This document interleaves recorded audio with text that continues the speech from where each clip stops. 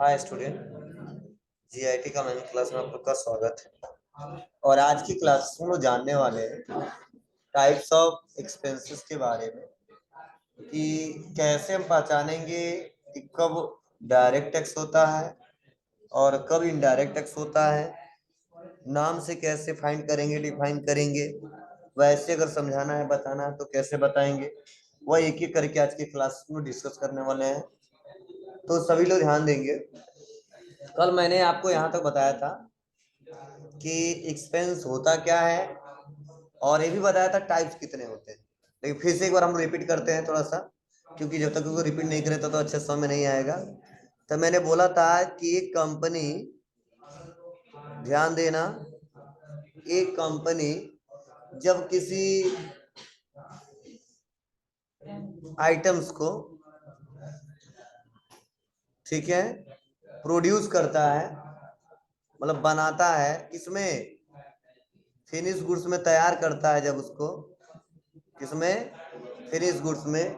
तो सपोज मान लो ये जो प्रोडक्ट क्रिएट करते हैं, प्रोड्यूस करते हैं, तो उसको बनाते समय क्या क्या होता है। तो मैंने बोला था कि सबसे पहले उसके लिए रॉ मटेरियल लेके आते हैं। बोलो, उस रॉ मटेरियल को क्या करते हैं, ट्रांसपोर्ट के सहारे, किसके सहारे, ट्रांसपोर्ट के सहारे कहाँ लेके जाया जाता है, उस फैक्ट्री गोडाउन शोरूम में। बोलो, फैक्ट्री में लेके आते हैं। उस फैक्ट्री में क्या होते हैं, बहुत सारे वर्कर होते हैं, वर्कर होते हैं बहुत सारे। उस वर्कर के द्वारा उस पर प्रोसेसिंग कराया जाता है, फिर से अगेन उसको किया जाता है, फिनिश गुड्स में तैयार किया जाता है। मतलब अंदर का बहुत सारा प्रोसेस है, वो आगे क्या बात है। फिर इस फिनिश गुड्स को क्या किया जाता है, ट्रांसपोर्ट के सहारे फिर से उसको शोरूम में लेके जाते हैं लोग, और उस शोरूम से क्या किया जाता है, उसको सेल किया जाता है, मीन्स बेचा जाता है, किसको, कस्टमर को। बोले, ये हमने प्रोसेस प्रोसेस समझाया था और बताया था। अब ध्यान से सुनना, समझना। आप बताइए, रॉ मटेरियल को खरीदते समय कुछ हम खर्चा किए होंगे, बोलो। और रॉ मटेरियल से लेके और फैक्ट्री तक, ठीक है, और फैक्ट्री से लेके वर्कर, वर्कर से लेके फिनिश गुड्स, मतलब यहां से लेके और यहां तक जितने हम खर्चे करते हैं, या यूं कह लो शोरूम तक, ठीक है, जितने हम खर्चे करते हैं, मैक्सिमम 99% जो हमारे खर्चे होते हैं वो क्या बोले जाते हैं, डायरेक्ट बोले जाते हैं।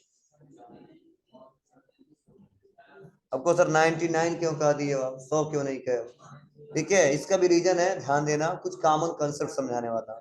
उसके बाद से शोरूम से लेके जब तक वो कस्टमर को हम सेल ना कर दें, तब तक के जितने हम खर्चे करते हैं वो हमारे इनडायरेक्ट एक्सपेंसेस कहलाते हैं, ठीक है। तो केवल फैक्ट्री की बात की जाए, गुड्स को प्रोड्यूस करने की बात की जाए, तो नाम रखा जाए क्या, कि यह इलेक्ट्रिसिटी बिल है, और किसका है, फैक्ट्री का है, तो अब तुरंत जवाब देना है डायरेक्ट एक्सपेंस। क्लियर है। यह जो इलेक्ट्रिसिटी बिल है, लेकिन उस किसका है, वो हमारे शोरूम का है, तो तुरंत डायरेक्ट जवाब देना ये हमारा इनडायरेक्ट एक्सपेंस है। लेकिन अगर वहां पे ना फैक्ट्री लिखे इलेक्ट्रिसिटी बिल, ना वहां पे शोरूम लिखे, कुछ भी ना लिखे, तो वहां पे हम कॉमन सेंस लगाएंगे क्या। हाँ, एक जगह और आता है, एक और लिख के आता है, इनवर्ड, और एक आता है आउटवर्ड। ध्यान देना, इनवर्ड आता है, आउटवर्ड आता है।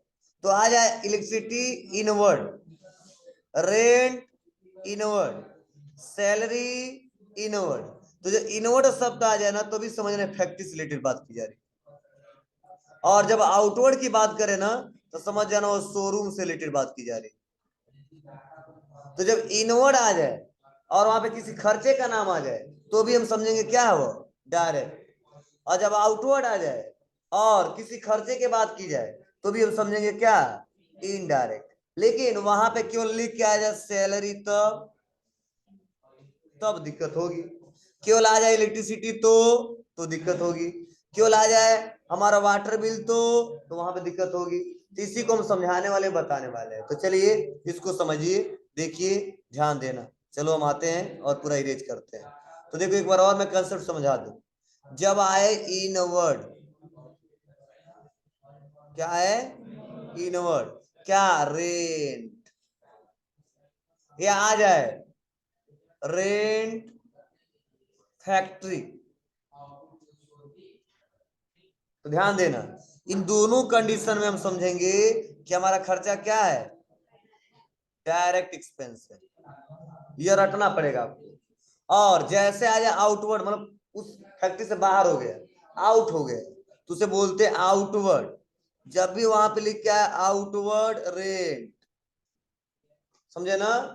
या वैसे लिख के आ जाए आउटवर्ड क्या, और भी कोई नाम आ सकता है, ठीक है। आउटवर्ड हमने बोल दिया, उसके बाद से ऐसे रेंट फैक्ट्री भी आ सकता है, या रेंट क्या आ जाएगा, शोरूम भी आ सकता है। तो फैक्ट्री वाला तो बतेबे किए हैं, शोरूम से रिलेटेड आ जाए तो क्या बताएंगे हम लोग, इनडायरेक्ट। और इसको भी क्या बताएंगे, इनडायरेक्ट। लेकिन कई बार दोनों में से कुछ भी नहीं लिखा रहता है, तो समझो जब दोनों में से कुछ भी ना लिखा रहे तो आपको जवाब देना है कि जहां पे जिसका वजन ज्यादा हो, भार जहां पे जिसका ज्यादा हो, वह उसी एक्सपेंस के अंतर्गत जाता है। आपको सर क्या है, चलो मैं पूछ रहा हूं आपको, ये सपोज ये फैक्ट्री है और ये सपोज मेरा शोरूम है, ठीक है। अब आप बताओ रेंट जो है, रेंट वह हम सबसे ज्यादा हम फैक्ट्री का देंगे या उस शोरूम का देंगे, बताइए जल्दी से। अच्छा, चलिए रुकिए। इलेक्ट्रिसिटी बिल सबसे ज्यादा हम लोग फैक्ट्री का देंगे या शोरूम का देंगे, शोरूम का देंगे। चलिए ध्यान से सुनना समझना, मतलब याद करो हमने आपको पढ़ाया था हाल ही में। देखो रेंट जो है ना, सबसे ज्यादा जो पे करेंगे वो हम शोरूम का पे करेंगे, ठीक है। जिस शोरूम में उस माल को हमने गोडाउन में रखा है, जहां से हम सेल कर रहे हैं, बेच रहे हैं, फैक्ट्री का कम देंगे, ठीक है। आप बताओ इलेक्ट्रिसिटी बिल सबसे ज्यादा कंज्यूम फैक्ट्री में होगा या शोरूम में होगा, शोरूम में होगा। रीजन क्या है, बनाते समय ना जितना खर्चा लग गया, बिजली खपत हो गया, बोलो। लेकिन जब तक इसको बेचेगा नहीं, जितना प्रोडक्ट प्रोड्यूस हुआ है, तब तक इलेक्ट्रिसिटी का बिल लगेगा। और इसीलिए सबसे ज्यादा भार शोरूम का होगा। चलो एक और हम पूछ रहे हैं, वेजेज, वेजेज मतलब होता है मजदूरी। आप बताओ वेजेज फैक्ट्री में सबसे ज्यादा देगा या शोरूम में सबसे ज्यादा देगा, बताइए कहाँ देगा, फैक्ट्री। शोरूम वाले भी हैं, नहीं है जी, क्योंकि वर्कर सबसे ज्यादा होते हैं, वर्कर वह होते हैं फैक्ट्री में।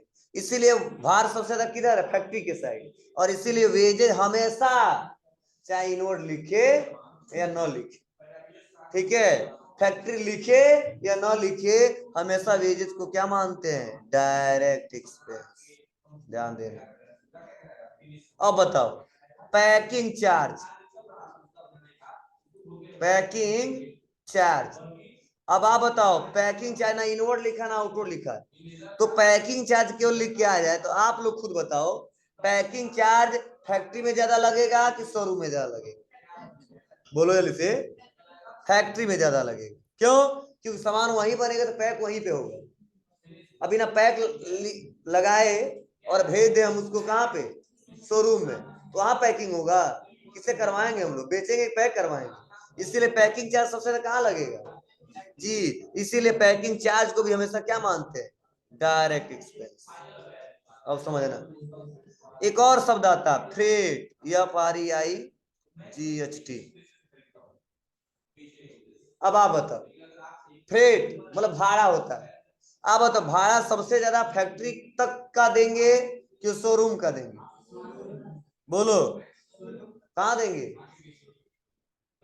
फैक्ट्री का देंगे, क्योंकि सामान पता नहीं कहां से हम खरीद के लेके आए, अपने देश से या अदर देश से, लेकिन जो फैक्ट्री होगा उससे अपने शोरूम में डिस्टेंस ज्यादा नहीं होगा।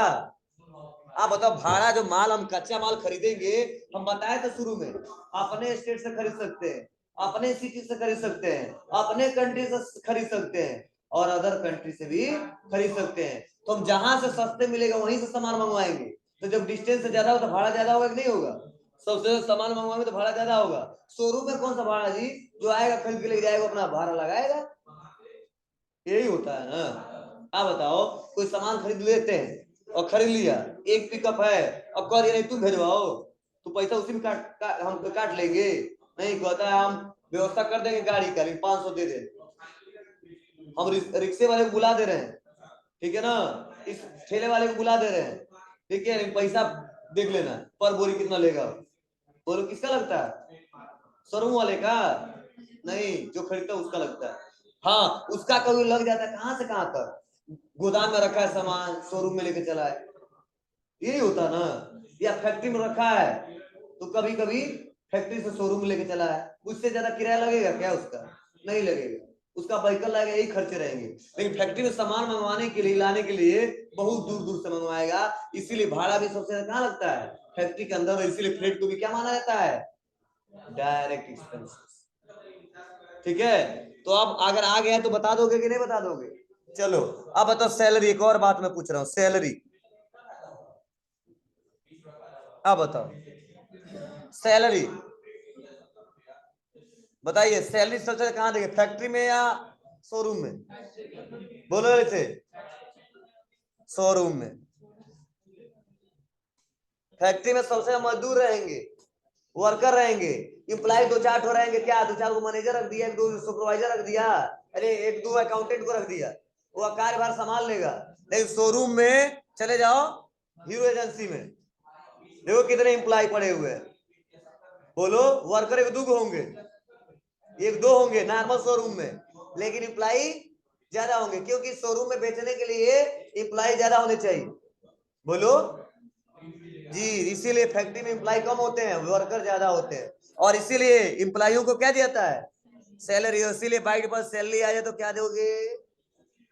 इनडायरेक्ट। लेकिन वहां पे लिख दे सैलरी ऑफ फैक्ट्री, तो अब क्या जवाब दोगे? डायरेक्ट मानोगे। ध्यान देना, इलेक्ट्रिसिटी बिल क्यों ला जाए तो हमेशा शोरूम बोलेंगे, मतलब इनडायरेक्ट, लेकिन लिख दे इलेक्ट्रिसिटी बिल हमारा किसका है? फैक्ट्री का, तो डायरेक्ट मानेंगे। तो समय ये बहुत ही लंबा हम लेके चल रहे हैं आपको, क्योंकि आगे चल के कंफ्यूजन ना हो। नहीं चाहता शॉर्ट में पढ़ा दिए तो खत्म हो गया होता, लेकिन आगे चल के पहचान नहीं पाओगे, दिक्कत हो जाएगी जी।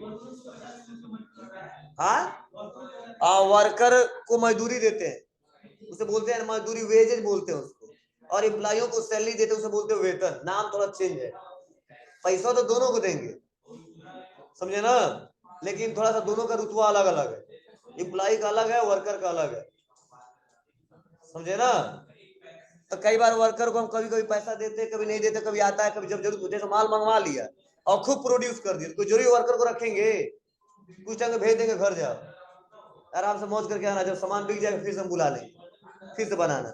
मतलब वजन की बात करें तो सदा फैक्ट्री में होता है।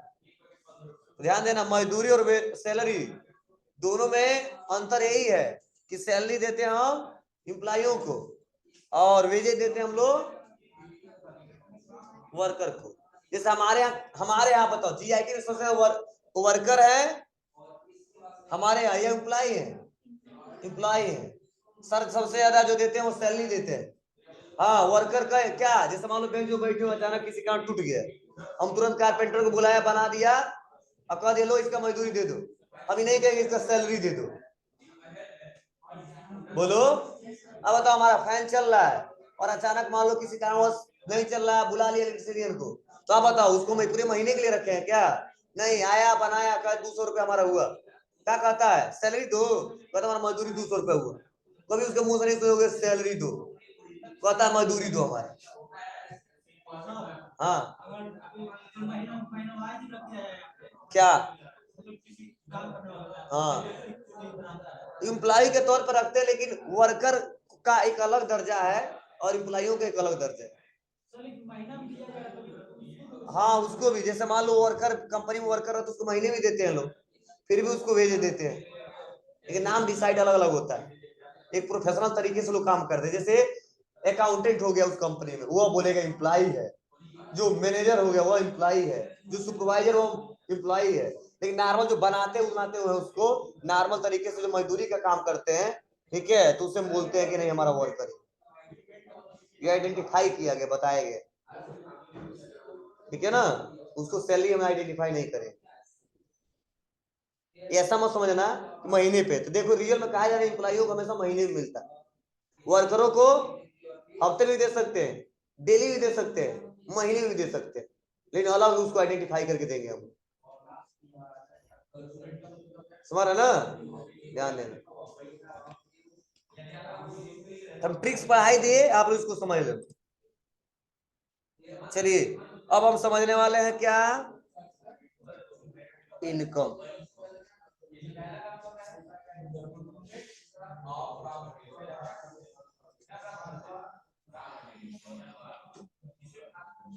क्या है इनकम, क्या मतलब है?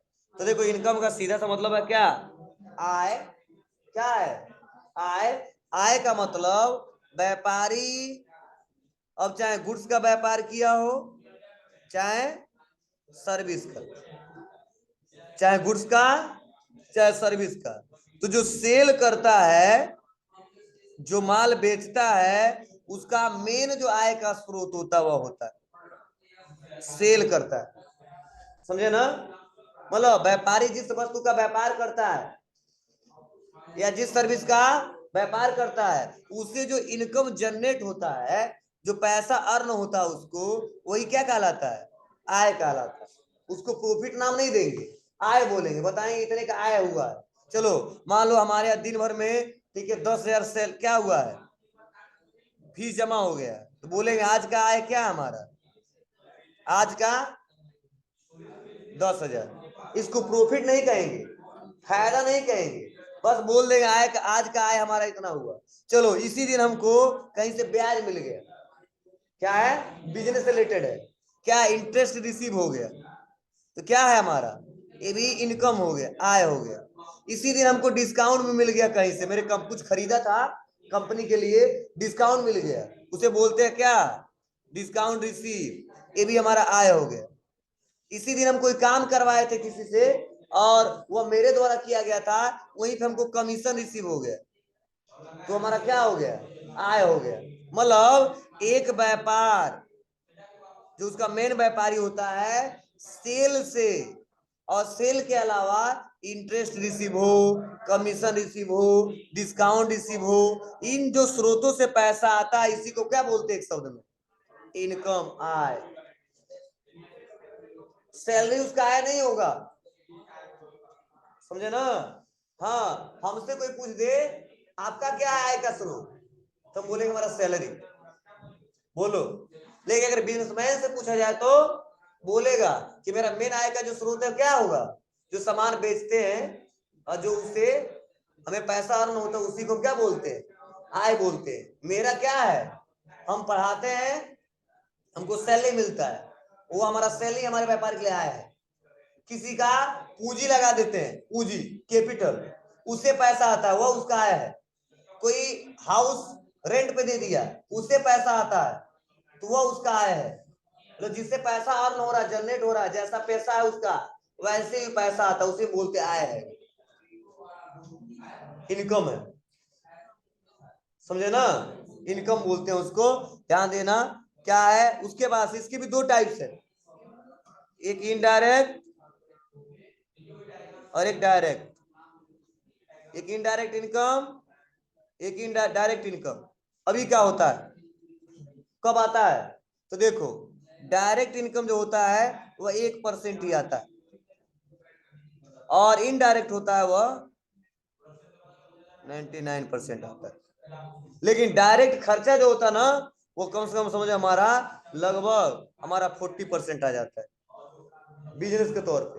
ये इनकम 1% ही करता है। अब कब आता है समझो, जैसे सर का जो संस्था GIT, आप बताओ सर का जो मेन आय का स्रोत वह क्या है? फी। क्या है? फीस जमा करोगे तो उनका आय होगा, नहीं जमा करोगे नहीं होगा। तो चलो मेन जो स्रोत है फीस, जो आय है वह उनका इनकम का स्रोत है, वह फीस जो स्टूडेंट फीस जमा करेंगे। लेकिन इनको थोड़ा सा जानकारी और भी बहुत कुछ है। मान लो GST से रिलेटेड बहुत सारा अच्छे से जानकारी है, रिटर्न उटर्न भरते उड़ते हैं। तो अचानक मान लो कोई आ गया बिजनेसमैन, कहता है कहीं से काम नहीं हो पा रहा है, सर थोड़ा मेरा रिटर्न भर दो, तो GST टैक्स पे कर दो गवर्नमेंट को। तो हम कहेंगे हमको आता भी है, हम खाली भी इस समय, कहेंगे चार्ज दे दो 1000 दोगे, तो हम भर देंगे। कहें सर ये थोड़ा देख लीजिए, मैनेज कर लीजिए, ठीक है? कहे चलो कोई बात नहीं, 700 रुपया दे देना, ठीक है? तो उसका रिटर्न मैंने 1 घंटा 2 घंटा लगा भर दिया, ठीक है? तो आप बताओ हम व्यापार किस लिए किए थे? रिटर्न भरने के लिए नहीं, पढ़ा के फीस लेने के लिए। तो मेन स्रोत तो क्या था जी, लेकिन कहीं ना कहीं से चला आया, वो कोई जरूरी नहीं था आएगा ही आएगा, लेकिन आ गया, वो आय हो गया हमारे व्यापार में, ठीक है? तो उसको क्या बोलते हैं? यह जो इनकम हुआ रिटर्न वाला, वो डायरेक्ट इनकम हुआ। समझे? चलो अब बताओ एक पॉइंट और, जैसे मान लो इनका व्यापार फीस से आय होता है, और सपोज डेली पेपर मंगवाते हैं। क्या मंगवाते हैं? पेपर। और पेपर मंगवाते हैं मंगवाते हैं मंगवाते हैं मंगवाते हैं, और पेपर लगभग 50 किलो हो गया, 50 के। अब करेंगे क्या? ही चाइना में बेचेंगे? नहीं। पास में रखेंगे? नहीं, इतना ज्यादा हुआ, रखने का जगह नहीं है। कि क्या करेंगे? एक कबाड़ी वाले को बुलाएंगे या किसी दुकानदार को पकड़ेंगे जो पेपर का खर्च करता है, और कहेंगे मेरे पास 50 kg है, 100 रुपए किलो दोगे? तू कह रहा है 1 रुपए किलो देंगे, ठीक है? तो कितना हो जाएगा? 50 रुपए। महंगा ज्यादा पेपर इसमें, ठीक है? कितना रुपए मिल जाएगा? 50। तो आप बताओ क्या व्यापार किए थे पेपर बेचने के लिए? नहीं, किसके लिए? फीस पढ़ाएंगे, फीस जमा होगा, उससे आया होगा। नहीं, फिर भी 50 रुपया हो गया ना। अरे पेपर खरीदे तो खर्चा हुआ होगा कि नहीं हुआ होगा? हुआ होगा। लेकिन उस खर्चे में से 50 रुपए निकल गया कि निकल गया? निकल गया। और इस पैसे को किस में रिकॉर्ड करेंगे? Direct income. मतलब एक शब्दों में कहा जाए, ऐसा व्यापार में एक्टिविटी जिसके में व्यापार किया नहीं था, आय का मेन स्रोत नहीं था, फिर भी आय कभी कभी हो जाता है, तो उस पैसे को क्या बोलते हैं? Direct income. और जो मेन जो स्रोत होता है कि मुझे इस बिल्डिंग से ही रेंट मिलने वाला है, इसी से पैसा आने वाला है, तो आय का स्रोत वही होगा। मुझे पढ़ाऊंगा तो फीस जमा होने वाला है, तो फी हमारा आय होगा। समझ रहा ना? ध्यान देना, ये तरीके हैं। और मैं पढ़ाता हूं तो मेरा मेन आय का स्रोत क्या है? सैलरी। लेकिन सर ने बोल दिया कि चलो एक लड़के का एडमिशन कराएंगे आप, तो सैलरी के अलावा एक स्टूडेंट को 200 रुपए दे देंगे, मान लीजिए, ठीक है? तो आउटसाइड इनकम हमारा। मेन इनकम क्या है? पढ़ाना। लेकिन कभी कभी महीने में 2-4 एडमिशन करा देते हैं, किसी महीने में कराते, किसी महीने में नहीं कराते। तो जो 200 400 500 मिल रहा है हमको, वो क्या होगा हमारा? वो डायरेक्ट इनकम होगा, ठीक है? लेकिन ऐसा है नहीं, मत सोचना कि सर जी को